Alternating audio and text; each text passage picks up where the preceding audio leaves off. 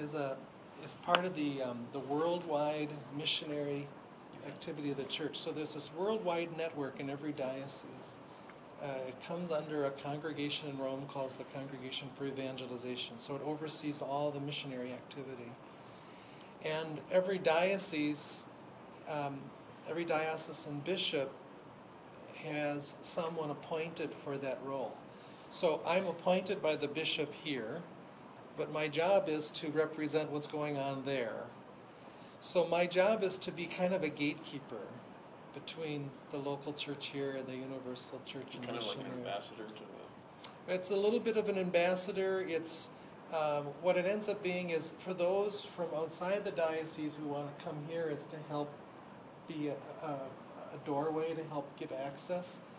And for activity going from here to these places, it's again to help steer the various groups to where they need to go. So sometimes it means gathering financial support, sometimes it means gathering spiritual support, sometimes it means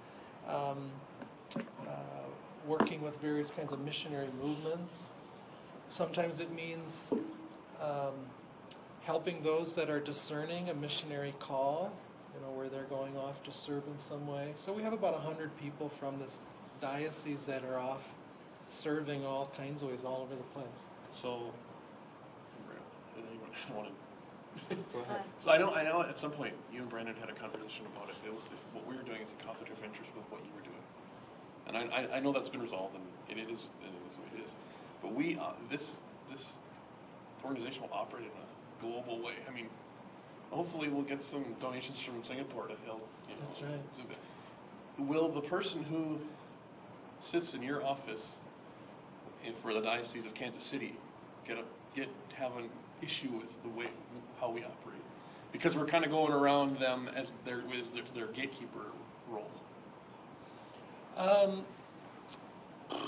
Should we have a page on the website for, hey, if you are Mickey Friesen in Kansas City, this is what we're doing, and here's how to contact us about more information about how we can help you, rather than... Yeah. Well, you're not operating as a diocesan office, right. So that's a system that every diocese understands. Okay. You are officially a nonprofit corporation, a 501c3 not-for-profit corporation. You're an association of the faithful. Mm-hmm. We have other kinds of groups like that. So in one sense, you operate autonomous from any kind of diocesan structures. You're not a project of the Center for Mission. That was the question we had. Would this become something under the auspices of the Center for Mission, or would it be a separate entity with your own board of directors? Okay. So you would be no different than like, I'm trying to think of another not-for-profit. There's a group called Friends of the Orphans here in the Twin Cities that primarily serves children in Mexico and a few other places. They have their own board of directors here. They have their own programming there. And so they work with churches, but you won't get automatic access just because you're the mission tree and you know Mickey Friesen. That 25 cents, I don't know what that'll get you. So, not even. That and a couple of bucks, maybe I'll get you a couple of, maybe it's Super America. But so you're going to be in this role of having to, if you want to interact with these people in other dioceses, you would have to do what many of the groups do. They have to come and sit down and tell us who you are.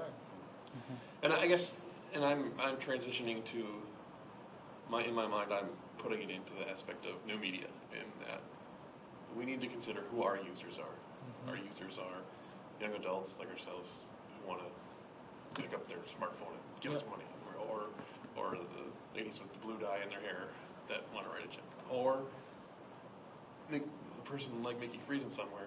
They would be we should probably consider them as a particular user. Mm-hmm. They want to be able to, we can't be everything to everyone, but if they find our organization, they want to know how they can work with us, and at the same time be reassured that we're not circumventing what they're doing somehow.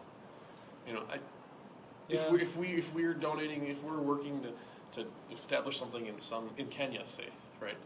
Well, the people who are interested in Kenya start all of a sudden saying, well, there's this other group, we want to make sure that we're open to working with them, or they understand what we're doing, I guess. Yeah, I can kind of answer your question too, because I know we've had conversations on this, and one of the ways that we may be able to work together more concretely that we have to continue to talk about is, one of the many things you do in your office is take applications from groups overseas and allow and give them access to parishes within the diocese to make appeals, and Missionary could eventually be one of the avenues by which people could funnel funds through the diocese to that mission. That way, they don't have to set up the internet. So this would be another revenue stream for your for the Center for Mission Office in Kansas City or Minneapolis or wherever. What that requires us to do, and this has been in my mind for some time, is that as we would grow and as missions would be requesting funds from various places in our country or maybe even in Western Europe, that we would establish contact with the Mickey Friesen equivalent, if there could be one, in all these other dioceses, and establish that relationship so that they know that, hey, this is what we do. We want to support this priest coming to give his mission appeal in this parish in this particular way. Can we work with you to arrange that? My concern with that, though, is then we get into the legal problem of, are we a conduit for money? And that's tricky, right? I don't think so too much. I mean, it's. Wasn't that a big concern on the nonprofit? No, the issue is that you can't be a conduit. You can't be. We've established the credentials that we need to have in place. The board always has final discretion of where money goes. Right. So when Father Peary came to the United States and gave his mission appeal at St. John the Baptist here, Mickey, as an organization, his board of directors can say that money that goes to his office from our parish doesn't end up going to Father Peary's diocese. They have the right to say that. Right. Now, I'm sure 99.9 times out of 100, you do end up taking the money and giving it to where it's supposed to go. There's usually not a reason not to, but the fact that they have that discretion and that's in their documentation, bylaws, and so forth is what they need, and we have that, yeah. So. Smiling. Yeah. That's it. Well, in some ways, you're creating a new platform for people to get involved in ways. I would love to see a way for this. I don't know if you're familiar with this thing called Kiva. Are you familiar with Kiva? I've always thought this reminded me a little bit of the whole Kiva model, where they develop these micro projects, and then you're funding these different projects, and there's some protocols on this end, and then that kind of thing. But I had always thought, wouldn't it be great if the church had a platform like this to do what it's already doing? I mean, it's already trying to support vocations, so we use the platforms that we already have, mail campaigns and fundraisers and appeals in parishes. This, I think, offers a whole nother platform for ways for people not just to give, but for people to get engaged. Because we have a lot of people like those blue-haired ladies who don't really care. They just give because they've always given. So are those people who give out of obligation because they were raised that way. What I think has changed that we have whole generations that haven't been raised that way. So they don't give just because. I think people who are under 60 aren't scared of the internet. I mean, yeah. If they can go online and see a picture of the seminary, that adds so much more to. That's right. Than just and they a want white to envelope with a number on the top. And they want to have a relationship with their giving. And this is true in all the things that we do. That if someone can put a face and there's a relationship, there's just a whole different thing than just giving to a cause. I mean, I wish I could just say, give to the missions. That's all you need to know. That's all you need to say. The missions. The missions. So when the missions happen to be this particular person in this particular place, that's sort of where we are today. And this offers a new platform to do that in a way that was impossible. Can you, I can try to explain it, but I think I'll butcher it, but there's a current model for kind of at the national level and the international level potentially even for collecting and distributing all these funds. I don't know if you want to speak to that. I see Missionary as kind of switching it from a top-down approach to a bottom-up approach where people have almost the choice of what they want to give to as opposed to the structure today, which is more of give to this head and then the head will decide who will receive what amount of funding. Do you know what I'm talking about? Mm-hmm. Yep. The main way that the pontifical societies receives funds, so monies are collected at the local level. You have your World Mission Sunday collections and mail campaigns and that kind of thing. That money is collected at the diocese. Ultimately, it's sent to our national office in New York City. All the monies collected in the United States are sent to New York. And the national directors of all around the world, they meet in Rome once a year. And they receive applications from all the different mission dioceses. So there are about 1,160 dioceses that are considered to be mission dioceses, which means they're not self-supporting, they're young, or both, probably both. 160. 1,160. So those dioceses are under special, they have help from the rest of the church. So they put in their applications for the things they need. So subsidizing the operations, we have a need for a chapel, we have a need for the seminary. And that's why they have such a nice plan. Oh yeah. So they generally the bishop makes the application, then these national directors meet in Rome, and then they decide what's going to be approved, and then the monies are sent out from the national offices. So the monies collected in the U.S. are sent out. So currently, the worldwide missions raise somewhere around $70 million a year. 57 million of it comes from the U.S. Mm-hmm. So you get an idea of, Germany would be the second largest. Is Australia? giver. Where's Australia in there? Australia's in there, They're but higher up too, right? the majority of the money's coming from here, and then the second group would be Europe. Those would be the two sources of it. But every country does it. Even the ones receiving it are also participating. So that's one of the ways it happens. Then there's this mission cooperation plan thing that we have in the U.S., where individual dioceses can appeal directly to us. It doesn't go through any of those channels. They appeal, they take up a collection, then the money goes directly to them, which is great. Then any bishop, any diocese, any religious missionary group that has any sense at all knows that all that money they're getting is not even close to what they need. So they have to develop their own resources on their own. And some are very ingenious in how they do that. So it's not uncommon for bishops to make all kinds of trips. They'll talk to anybody, who is willing to listen and partner with them. So they develop those resources. They'll go to nonprofit corporations, any group, civil, depending on the needs, they can get grants from NGOs. And then above and beyond that, there are groups like yours that are taking initiatives that are outside of those existing ways of doing things.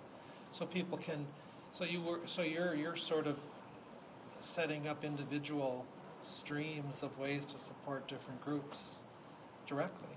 So you're bypassing all of that structure. So as long as you're able to set up your whatever the protocol is to say this is a legitimate group to receive what we're about, and then we do our thing to make the connection, and then people can start giving directly. What's happening more and more is that a lot of people want to do that more. The ideas of giving to some amorphous entity out here is not as satisfying as me wanting to give to this group. So there are more and more of these kinds of groups forming. And people say, I want to give to this group who's working in Haiti because I know these people who are doing it. And they have a relationship with the people involved. Or they themselves say, I don't want to just give money. I want to personally be involved. I want to go to Zambia, And so there's more of that happening too.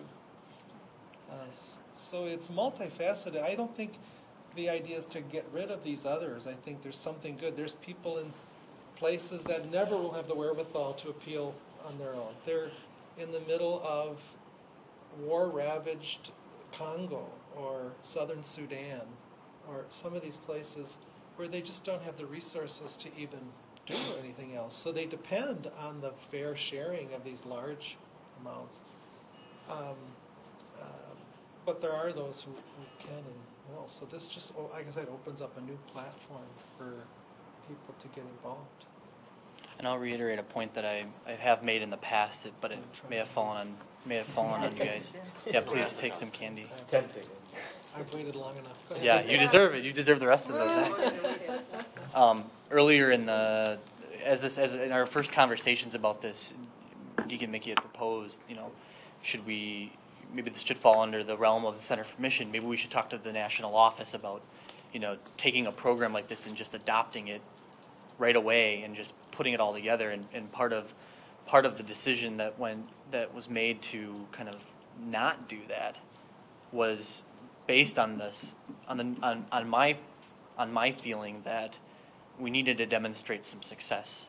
We needed to demonstrate some efficacy, because if we don't, the idea, without any foundation at all, can easily be evolved into something that it wasn't originally intended to do, and therefore its original intent and purpose is no longer being met. And so I think the possibility exists for there to be an end game for this organization itself to be taken up by the Universal Church as some sort of other revenue source. I don't think that's outside of our scope potentially. I think we ought to operate within the means of what the Universal Church would want it to look like. That is, only work with Catholic organizations, only work with Catholic missions, mission dioceses if you're going to work with a diocese, things like that, and that way I think it stays in that. I think it stays in that realm, and it stays aligned very well with the mission of the pontifical societies as well.